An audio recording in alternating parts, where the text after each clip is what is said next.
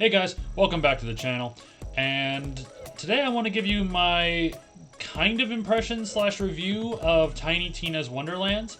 I actually just recently beat the game, and first and foremost, I liked it a lot better than I did Borderlands 3, which is a huge shame, because I love the Borderlands series, and I was super excited for Borderlands 3, and I didn't even finish Borderlands 3, I don't know. But Tiny Tina's Wonderlands is a spin-off, essentially using the Bunkers and Badasses, or like the Tiny Tina's Assault on Dragon's Keep DLC for Borderlands 2 as a foundation. And from there, they just kind of go into it, the whole medieval fantasy thing. They still got the Borderlands humor and the characters. And as you can see here, I'm just running the first 19 minutes of the game. From IGN's website, so I'll of course tag them in the link down below, as I do not have any gameplay recorded of it.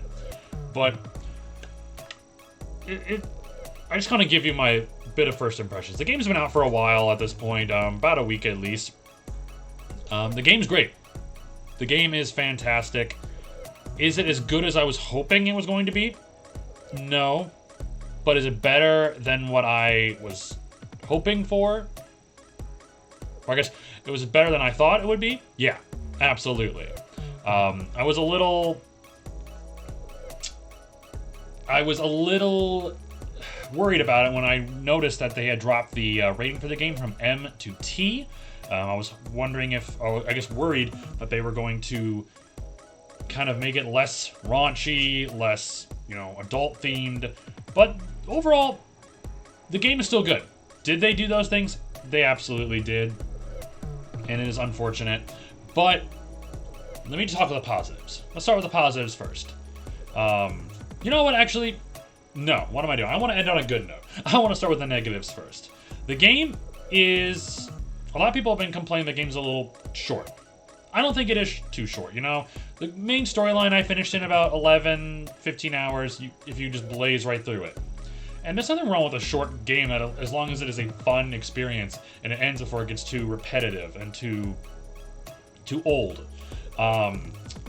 The biggest negative I would say is the loot is kind of lacking in a way. I was running with the same group of weapons and armor for probably half the game before I got new guns, spells, and stuff that I genuinely liked more. It's hard to live up to the greatness that was the Borderlands 2 loot system, because I was always finding new guns to swap, and it just felt like I was always finding something new and better. With this game, I really didn't get a whole lot of newer stuff I wanted to switch out until about more than halfway through the game, and at that point, I was pretty much using the same stuff for the rest of the game. And I don't know, for a looter shooter with so much more loot this time around, when you got rings, amulets, spells, guns, armor, wards, which are your shields in this game. And I really just used the same stuff because I just couldn't find anything better. And when I would spend a lot of money at the shops to buy things, they weren't as good as I hoped, and I just kind of went right back to the old stuff. Every once in a while, I would find some legendary stuff, which was really good, really cool, and I moved on with that. But really, that's my biggest negative with the game, is the loot is kind of bad. There's a lot of loot, but it's just, I don't know. The story also kind of slows down at some parts of the game, but overall the story I think was pretty solid. It feels like a spin-off, quick romp. I don't think there's going to be a sequel to this game, and if there is going to be a sequel, it's going to be... You know what? Actually, no. I can imagine there would be a sequel. Because this game is essentially just a Bunkers and Badasses game. With a lot... There's really not a whole lot of negatives with this game. It's a solid game, Oh, I guess maybe one thing I think about is there wasn't a $60 version that I could really find. Every time I tried to find something online, like different versions of the game to buy, the only game I could find was just the $70 version, was the cheapest version. But it was the premium version, or I guess the step up from the bottom, because it gives you a little bit of DLC, which, to be honest, I didn't use whatsoever. So that's kind of shitty that there's not a $60 version. You have to get the $70 version and up. That's really it. I can't think of a lot of negatives. Now the positives. I love the cast in this game. Andy Samberg as Valentine, the character on the left, as you can see there. Will Arnett as the main villain, Dragon Lord. Wanda Sykes as Fret. The robot on the right. Tiny Tina. I love Tiny Tina. She's one of my favorite characters in the game. And just the whole Borderlands series, mind you. And a couple returning characters. You got Torque, Brick, Claptrap. They're all great. They're all... The voice acting in this game was fantastic.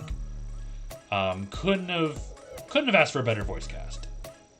The dialogue is funny. I know it's kind of rambling. I just wanted to hop on, like I said, and just make an impressions video and review. I'm a little sick too, so I apologize for that. But the game essentially is you are playing a game of bunkers and badasses with Tiny Tina. These two crash on a planet, and you are also the newbie, as they refer you to, or the Fate Maker is your class in the game. You start your game and choose a particular class to go with. Eventually, you will unlock a secondary class, and that gives you just a bit more customization options. So you can replay the game a couple different times with different classes, and that's really cool.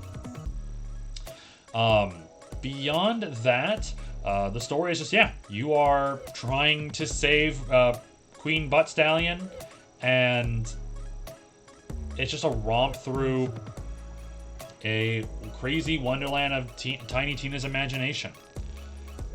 I just thought of something. The Dragon Lord is okay. He's not the greatest Borderlands villain. Far from it. Handsome Jack is always going to have that title, but he is a rememberable villain. But he's you really don't meet him. You meet him at the beginning, and then you meet him at the end. That's it. Sorry if that's a little bit of a spoiler, but he really doesn't play too much into the actual game until the very beginning and the very end. I love the spells that you can use in this game. My first time playing through, I played a spellcaster type, so I dual wielded spells, and I was able to just do some really fun things.